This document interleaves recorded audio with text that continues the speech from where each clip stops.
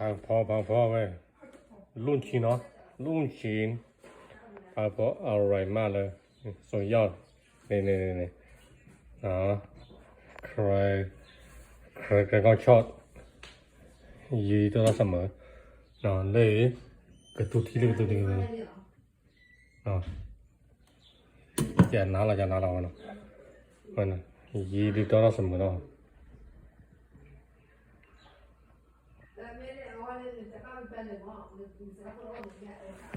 พังพอนั่นเลย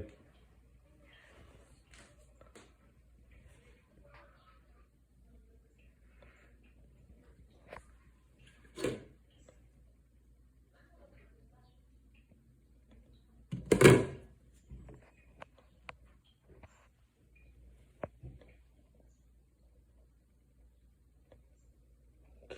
บ๊ายบาย